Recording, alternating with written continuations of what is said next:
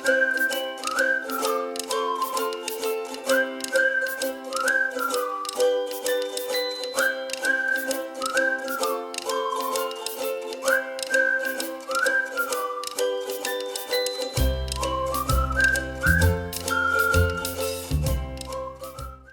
everyone, we are back with part 2 of Cocktail Hour, where we talk about a topic, and today's topic is a continuation of social norms. Oh, we could go on these forever. Yeah. And also, I'd love people to ask questions and put out things of like different social norms that they're confused about, Yes. or that you want your opinion about, especially like atypical people of like social norms for you that you think of, but how is it for us? Because I think that would be interesting. Yeah. So use comments. All right. What we're doing is we are picking up a question or a phrase that might seem confusing to some folk on the spectrum. Us. For reasons. and specifically, we're talking about our own personal lived experience. Our 2 cents. So we are not speaking for everyone. No. Okay, so this one says, "Are you free on Monday?" So apparently what that means, going back to a little bit of what we talked about in part 1, is supposedly what they're asking is, are you available to hang out on Monday? That's what they mean. But they're saying, are you free on Monday? Well, I'm always free. Freedom! See, for me, I would say I'd be like, well, what, free to do what? You know? Or I would say, this is what I'm doing on Monday. Well, all of Monday? Right. Or a specific time on Monday? Exactly. It's like, I'm never free on an entire day during the week. No. Yeah. So you're like, well, Do I have all of Monday free? No. No. Do I have a specific time on Monday free? Maybe. Yeah. And also free to do what?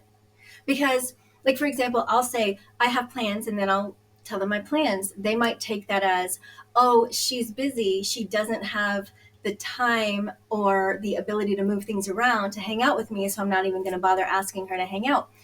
But really, I'm just answering your question. Yeah. It doesn't mean I'm not available to hang out. It just, or I'll say, yes, I'm free, but I might not be available to do the specific activity that you want to do. Like, okay, for example, over the weekend, a friend is like, oh, do you want to hang out? Yes, I do. I would like to hang out. Awesome. So we kind of make these tentative plans to hang out. The day comes and I'm thinking, oh, yay, hang out. Now, to me, hang out means a chill, relaxed, what have you. They meant to go to a friggin' theme park on a Saturday on a holiday weekend. And there's just you couldn't pay me $1 million to do that. Not as I said, not anymore, because crowds know. I would never be free to do that. I would have to prepare the entire week oh my gosh, to be able to people that much. I wouldn't be able to. And it's hot right now. And exactly. So, and there's lines. And that's the thing with spectrum of like, we get where our temperature regulates. It's weird. Yeah. Like my arms are always cold. That's one reason I have this on my arms, because my arms are always cold. Like they are. Yeah. Like in the summer, I will wear long sleeves because I'm cold in that specific area. And it's hard when you're in the sun. And well, I would pass out. Whenever I went to Florida, like when I was young or anything, I would either get sick or almost pass out because I cannot regulate my temperature. These things you have to prepare for. But now I understand why. And you have to know your limits, right? Okay, so for example, if the person is like, are you free to go do some heinously ridiculous public tourist thing in the hot sun and the crowds, I would have been like, no, I am not free. But now, because I said that I was available to hang out, and then I'm the asshole for saying, no, I can't do that. Because that will kill me. That will like physically kill me. Like I will have a nervous breakdown and it will kill me. It's not happening, So I'm just like horrified at even the thought of it. Yeah. So it's like, what are you free to do? You know, you're going to have to be more specific. I have to prep myself to have a phone conversation with people.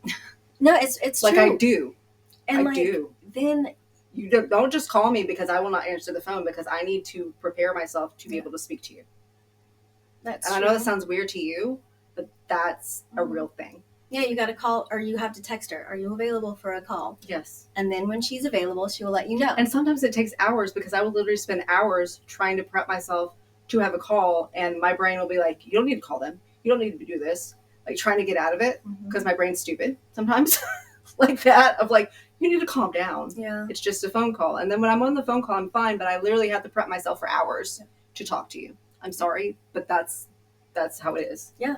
So when people are like, are you free on Monday? And then I come back with free to do what? Again, I'm the asshole, because I'm saying I'm saying my limitations by being conditional, but a lot of times people don't like conditions placed on them, and they can take that personally, like, oh, this person only wants to hang out with me under certain circumstances. They don't want to hang out with me under all circumstances. Well, no. But please try to understand that it's extra for us. You know? Like, I will try to, and that's it. Like, at this point in our lives, we would be able to communicate that.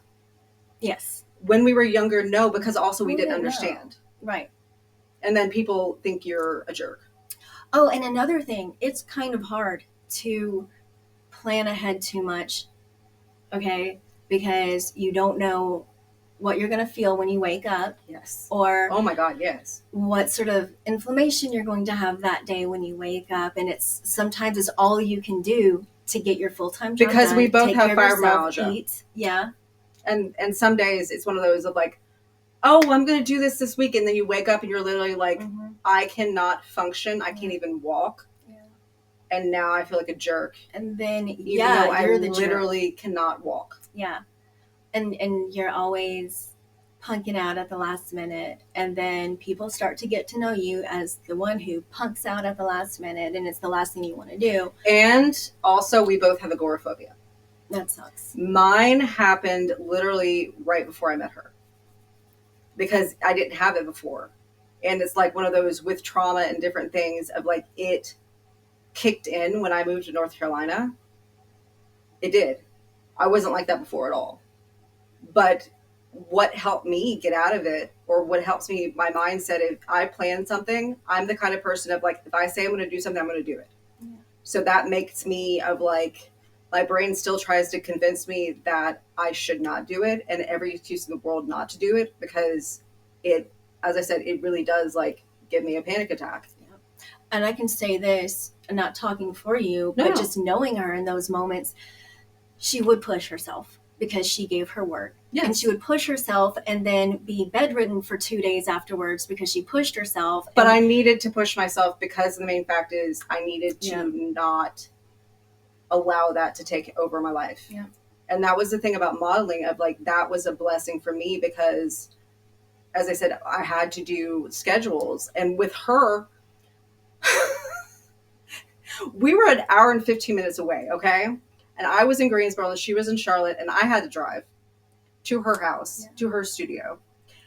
This butt face decided to schedule when I had to be there at 10 a.m. Yep. So you can do the math on that, of like when I had to wake up and when I had to start driving. Thanks a lot. You're welcome. 10 a.m. being at her house. You guys want to know why? Because she's a butthole. It's because I'm a butthole. No. It's because at the time I had to, because my fibro, where it was in my life at the time, I had to regulate my resources between 2 and 4 in the middle of the night and 2 and 4 in the middle of the day. I would like turn into a pumpkin. If it's in the middle of the night, you still do that. I'm awake. I still do that. So I'm awake in the middle of the night. In the daytime, it's really hard for me to not narcolepsy, basically. So what I had to do was she just passes out. She just falls over and passes out. You know, no, it's crazy. And I would need to reset. I would, whether I took an actual nap or just did a reset, I would have to. So I had to plan all my crap as early in the morning as possible to give myself time to get everything done. And it got to where she and I got into this amazing flow of working to where we would get amazing stuff done. And then between, around 2 o'clock, we would sort of settle down, and then we'd be able to get back to it, finish it up before she had to go back home. And so it was awesome. I wasn't able to work with every model like that, but she got it and she understood. Well, and that was the thing with us. We were so different. Like, she initially messaged me on Model Mayhem, but then like literally the moment I stepped through her door, it's like she knew exactly who I was, like really, at a weird point in my life, because at that point in my life, it had been only a couple of years since I had my first really, really like disconnected time where I was dissociative. Because that can happen. That's the thing that can happen with people on the spectrum of like, you become so overwhelmed, you become dissociative, and your whole life just goes down the tubes. Yeah. Because you're so disconnected, it becomes chaos. Yeah, and I got to meet her in this moment where she was redefining who she was. I was broken. And that's the first moment I was really broken. Yeah, I knew there was something special about her. I was like, you know what? She's my muse. We're going to make beautiful things together. And so we both kind of got in our own little ways to redefine ourselves, making art together. And, if you know, you know. And if you don't know, go watch our first video. All right, moving on. And pushing ourselves out of the comfort zone, because we always trusted each other and like instantly. Yep. When we're both weird on trust issues. Oh my God. Yes, we're different topic, but absolutely. Here's another phrase. Okay, and this is an example of a phrase. How did you find the new bed sheets?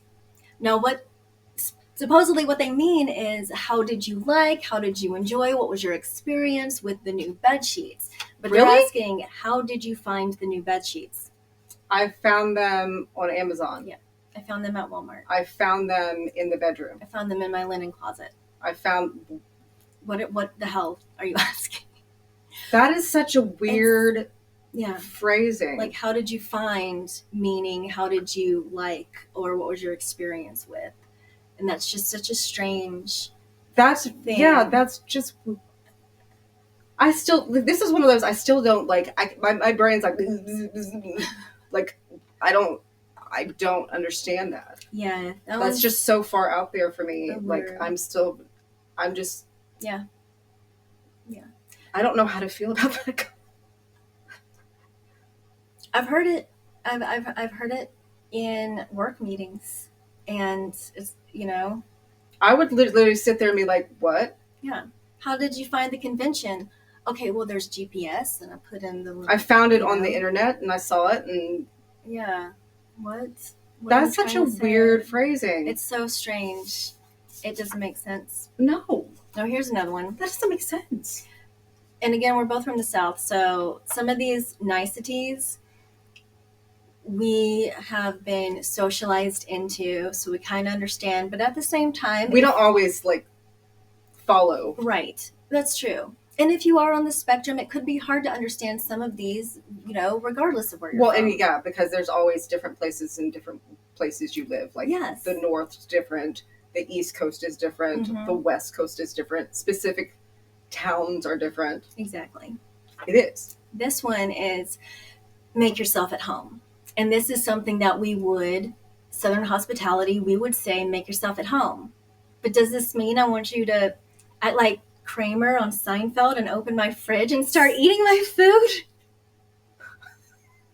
Now, if you're on the spectrum... I've done that before, I'm sorry. Yeah, if you're on the spectrum, you might. Because that's what you were told to do. Or I'll like ask, because I'm weird about that of like, I'll ask permission for everything. Yeah. Because I'm like, this is not my house. Yeah, and then you're like, well, I said make yourself at home. You don't have to ask to go to the bathroom. It's like, well, what's the line? Yeah, but I'll still do that. Yeah. Depending on the person, just because I'm so concerned that I'm going to like do something wrong in their house and upset them. Mm-hmm. And I want to be polite. Yeah. Like, that's a big thing of like, I want to be polite to you. This is your house. Mm-hmm. So I will literally ask you, like, and they're like, no, I thought you make yourself at home. What does that mean? At what level is it okay for me to make myself at home in your home? Right. Because people are different with that too. Oh my gosh. Yeah. Because some people really are okay with you like going in the refrigerator. Like they are. And some people are very much not, but they won't tell you until it's too late. And then again, you look like an asshole. That's just it. Of like, define this to me. Mm-hmm. I need boundaries. Like a little child, I need boundaries. I need to know. I need to. I don't like shoes. I don't like wearing shoes. So sometimes make yourself at home. It means I'm going to take my shoes off. Now, in some houses, some cultures, they want you to take your shoes off. But in some, they're like, ew, that's gross. I don't want to look at your, ugly socks or your stank feet or whatever. And you're like, well, what? So I've learned that unless they tell you or ask you to take your shoes off, you're supposed to keep your shoes on, even if they say make yourself at home. So I did have to learn that one the hard way. And again, look like an But asshole. I overdo it. I'll at least the first few times I'm in your house, I will over ask you. Of like, is this okay? And she should know better. If this is okay. But I'm just being polite. Yeah. And I'd rather be extra polite and you be like, you need to chill out. You're just extra with everything. You're just always extra. That's what we are. It's true. Especially. She's extra. Some ways not good. Most ways good.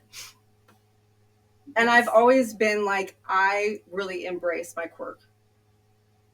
I've gotten where I reprogrammed the stuff that was like detrimental to me, that would like mess up my life, of like, this pattern is bad for you. But at the same time, I don't want to like lose myself. And if you don't like me, I don't care. Like I do, but I don't. She doesn't care. I don't. Because we don't need to hang out if you don't like me. Yep. You're the one missing out if you're not going to try to get to know me and try to like, actually, I'll talk to you. I'll try to explain myself to you at this point. Yeah. But I'm pretty much like, what you see is what you get, and people don't get that. No, that's true. And sometimes the sincerity can come across to other people as fake. All my life. Because they don't understand. All my life. They're like, I had a girl in high school. And we ended up being good friends, but like I would literally like see her in the hall and talk to her and like be like, ah, like how I am. And she thought I was like showing off to my friends. It's weird. I was like, how did you even think that? Yeah. But sometimes it's the person and the place they're in. This is stuff we've realized of like, that's psychologically true. This person is insecure. Or they're projecting without realizing it. Because maybe in their mind, they aren't sincere because they don't want to be vulnerable, for example. So they assume that other people aren't sincere, and a show of sincerity is actually fakeness. Or they've never dealt with people who actually are sincere, so they naturally think you're insincere. Right. Which you're like, they just don't know how to deal with somebody who actually means it. Yeah, exactly. Because we still have that. And that's sad. I feel sad for people who truly believe that. We have people that think we're like, well, as I said, we're the bad guys in their story. Oh. We're the bad guys in some people's story. And yet I have some people that are like, you're the nicest person in the world. Well, after you got to know me and you actually like understand me, but some people still, I'm the bad guy in their story. She's the bad guy in their story. I'm sure I am. Well, I am. And I know it. And it hurts my feelings to a point because, I don't want to ever be like that. Mm-hmm. But at the same time, I have no control over what somebody else thinks and how they react and their thought process. Right. But these are things we had to learn in 40-something years of being beaten down by the human world. Or just trying really hard to understand. And again, like with these social niceties, if you will, it's confusing and it's hard to understand because it's the opposite of what it means, for example. Yeah. And then again, you end up looking like the jerk. Well, and I saw something, because I get so much stuff on the internet now with autism, which is amusing. But, the whole thing of like, it really is a thing. Yeah, it is. It really is a thing. It's interesting because people think that everyone thinks like them. And that's not true. But that's been one thing with us too, is that we've been confused that people think like we do, and then we're like disappointed. Yeah. And confused. Very confused. Or we're gullible. That's one thing of like, we're really not gullible. Right. We're just very... We take things literally.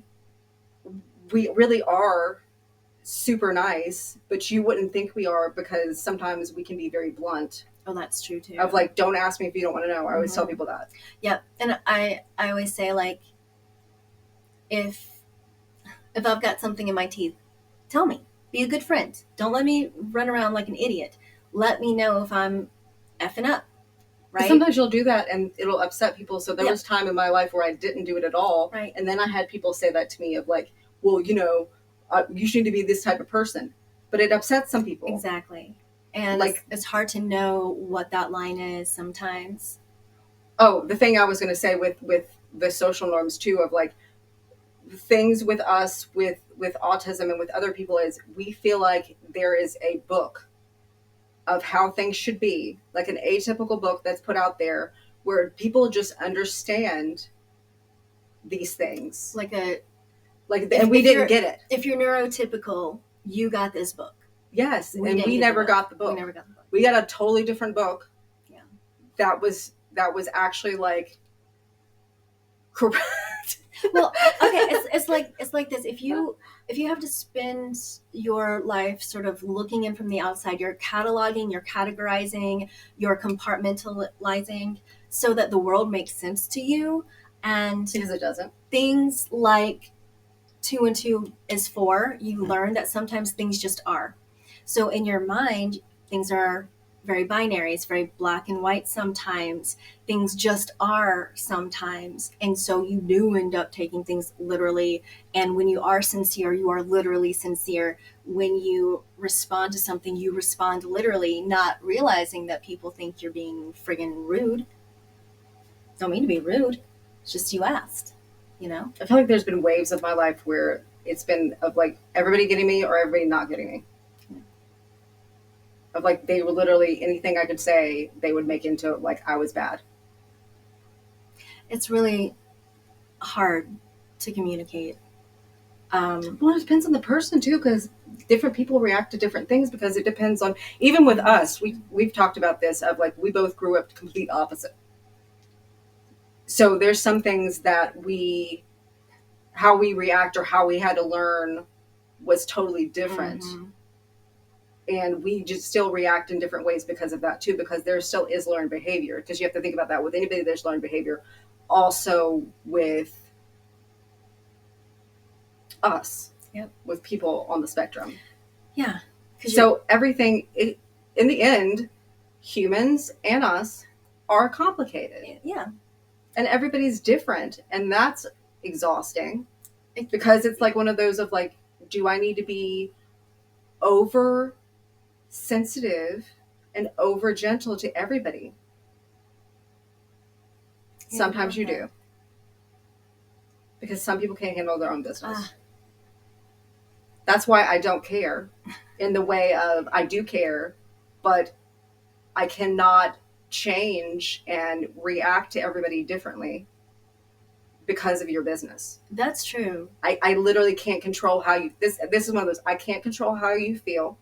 I can't control how you react. Mm-hmm. I can only be myself and try to be gentle and try to be even, because I'm much better than I used to be. She's not. She's prickly. Yeah, I am prickly. I used to be more prickly. If I need something done diplomatically, I call her. Like, you know.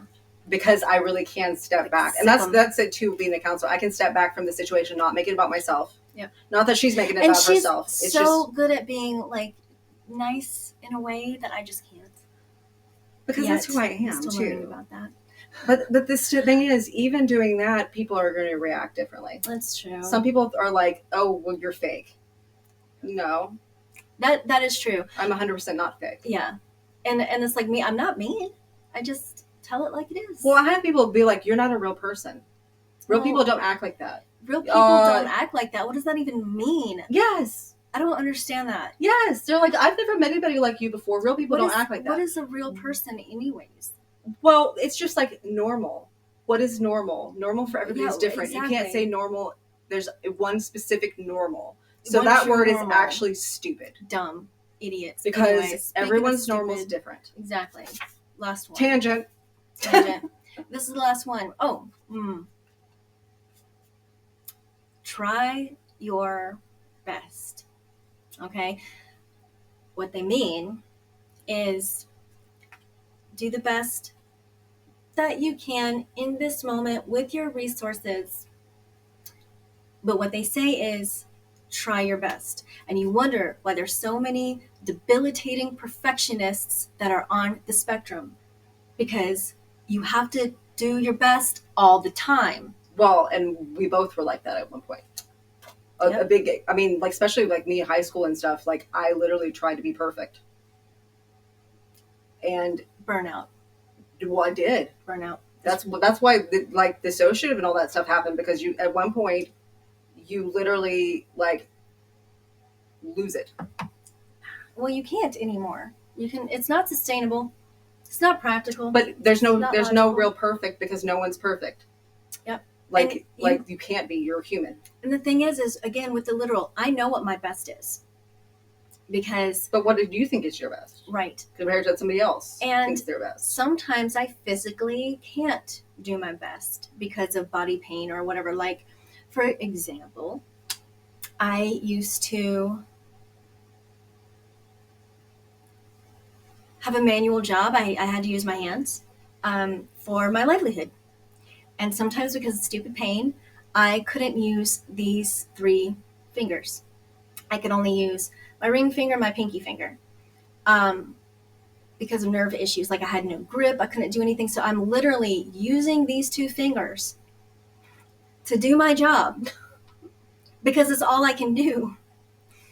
And I know in those days, I physically can't do my best. And those days are automatic failures to me. In my mind, in my heart, the thing that gives me anxiety, it just feeds right into that because I can't do my best. Now, I never gave myself, it was too late before I learned this, but in the moment, I wasn't able to give myself grace that at least you're doing the best you can with what you have. You know, I didn't give up, but at the same time, how can I say that I've done my best that day when I know what my best is and I need my hands for that, my full functioning hands. And it's really sucky because that's an emotional detriment. It's an anxiety making situation. And you beat yourself up. And you do. And when it's your livelihood and you can't even, it's like, what is that going to make you? It's going to make you sicker is what that's going to do. And it has. For both of us. Yeah. Yep. And it took me a long time to understand what try your best means and what that means for me as a human with limits. Yep. One time after a gig, I pushed myself a little bit too hard because I wanted to try my best. And it was not great because I physically hurt myself without realizing it at the moment, and it literally ended up in 6 months of me going to physical therapy, having to relearn how to walk because I couldn't. And it was awful.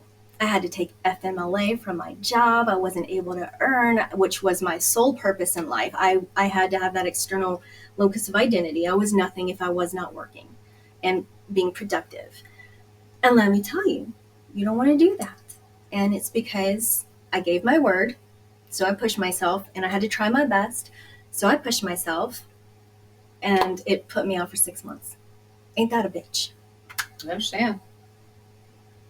She does. Yeah, because you have to think about it in the end, because fibro is neurological. So you have to think about what we did to make that kick in.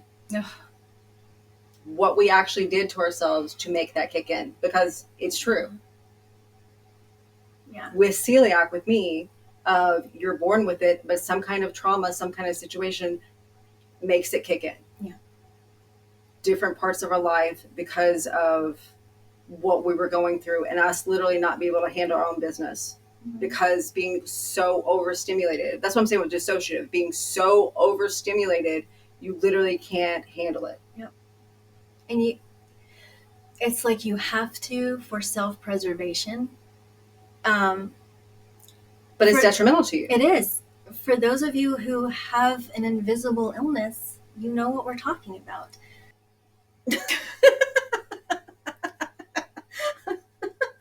What was that? Awkward. Outtakes. Well, that was it for at least this segment of Cocktail Hour Topic Time. If there's any other sort of social norms or social niceties that don't make sense to you or that you would like for us to delve into, there's comments. Well, and yeah, how we feel about it. Some social thing that you're like, I always question this with other people. We will tell you. Yeah, exactly. So thanks for watching. Hope you learned some stuff. If you can relate, say I in the comments. And if you can't, let us know your experience. Yeah, let us know how you feel about things too, because that's the whole point of this, is how different people's brain works. Yep, exactly. We're not speaking for anybody else other than our own experience. Our own experience and how we think. Not everybody's the same, even if you're on the spectrum. As I said, not everybody's the same. There are similarities, but everyone is different. Exactly. And we love you all as different as you are. We love you because you're different. Bye. Bye.